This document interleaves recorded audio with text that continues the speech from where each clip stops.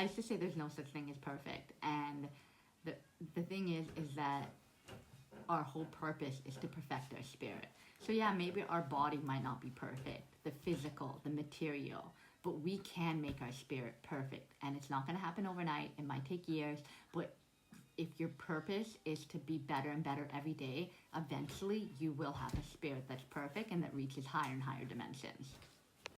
So I share a lot of personal stories, especially my poems. They're all based on personal stories of my perspective and what I've experienced. And at the end of the day, I put myself in a vulnerable position to be judged, but I just don't care. I never cared about people's opinions. And if you judge me, then you're not meant to be in my energy field. And if you accept it and you learn something from it and it helps you because you're struggling with the same situation, then that's what matters the most. Being my authentic self so that you feel okay to be your authentic self in situations. Like, I think that we put a lot of terms out there, but we never want to share a personal experience on it because, again, we don't want to be judged. But for me, I know for me to really understand something is when someone gives me a personal experience on what that term means to them, how they've dealt with it in their life.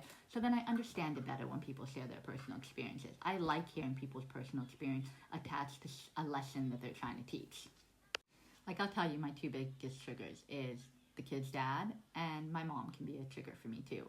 And most people's parents are a trigger for them, whether they realize it or not. So for example, the kid's dad, he'll either do something say something that's disrespectful towards me, and that will trigger me to want to bark back and say something, and 9 out of 10 times I'll say something back instead of just being like, that's his opinion, who cares? Because that's how I treat the rest of the world.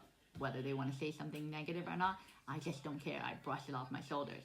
But with him, it triggers me because we spent a long time together, and I dealt with that on a consistent basis with him.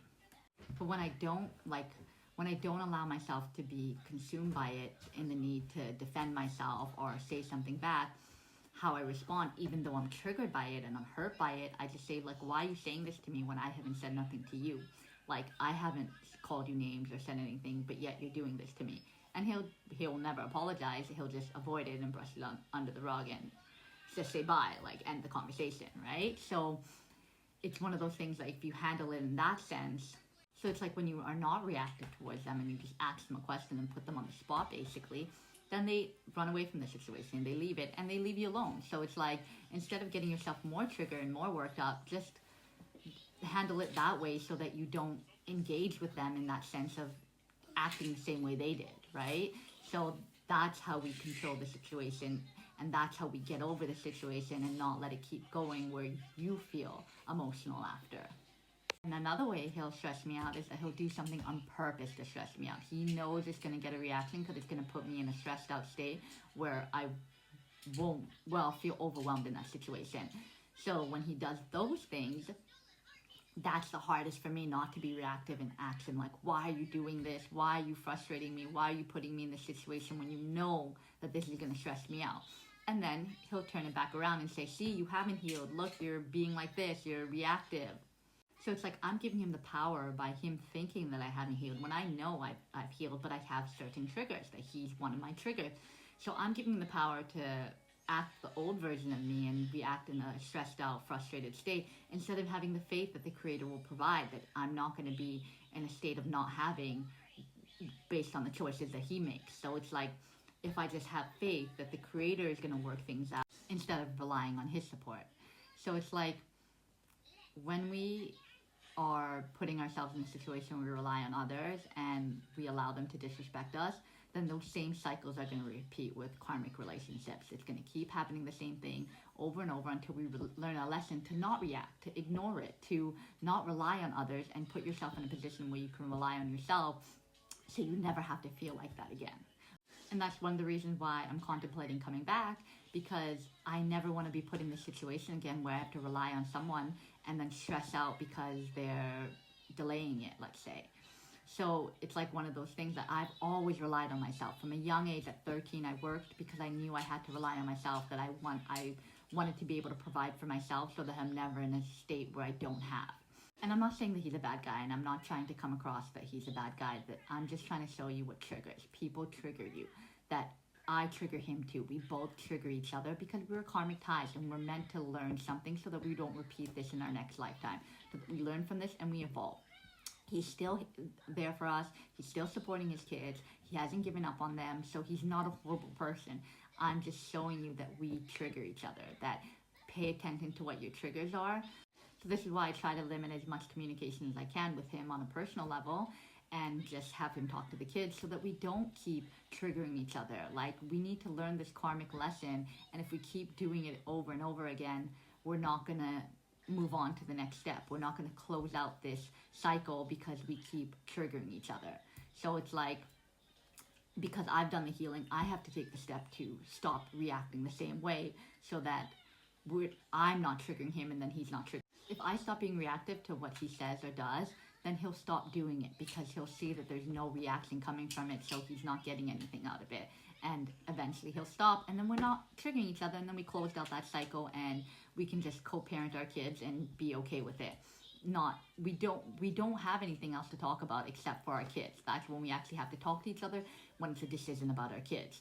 And even then, we somehow get into an argument.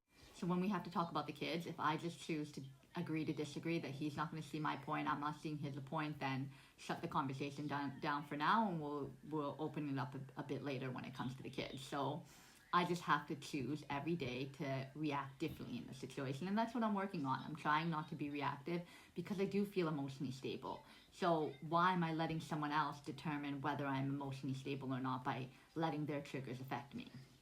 And then the part of me making this decision is I was feeling really guilty that the kids were away from their father and that they're not forming that relationships of actually spending quality time with each other. Like, yeah, they'll talk through FaceTime, but that to me is still not enough as being present in each other's lives. And that was like one of the main factors of me wanting to go back. But after, through us getting into arguments and everything, I see that he's still the same as what he was before. Nothing has changed. Like before, he was saying that I'm going to pick the kids up every weekend. I'm going to get them involved in sports. I'm going to pick them up from all these things he was saying. And now he's saying, I don't know, his mind just switches sometimes. He's like, well, I'm not going to have the kids at my house on the weekends until you start working. When you start working, that's when I'll start taking the kids. And that just, he'll see the kids when he wants to see the kids. So that's like kind of like an eye-opening experience for me. Like, first of all, I want to start working because I want to be financially stable, but I also put my kids first, that I need to make sure that they're good, that they're in school or after school programs or summer programs, all these things before I can just get a job like that. I want to make sure the kids are set up. And if all the responsibility and pressure is on me to do it, then I need to figure out how to do that, right?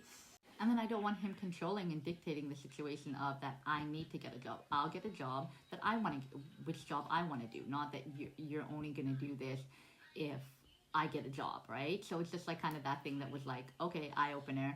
And then the thing is that I thought you miss your kids. I thought that you want to spend your time. It's not about what I do, whether I work or not. It's about you wanting to spend as much time, especially since you had all this time away from them. So it's like, okay, so take him off the list of making this decision. So on my pros and cons list, I basically had to cross him off, that my decision is not for him and the kids, because at the end of the day, he is showing that he doesn't want to spend that much time with them. And his actions in the last year that I was there, he showed that he was only coming for a few hours on Sunday. So I'm like, okay, at least that's crossed off the list. Now I really got to focus on whether this decision is right for me or not. Is this going to benefit me, or is this going to make me feel overwhelmed by making this decision?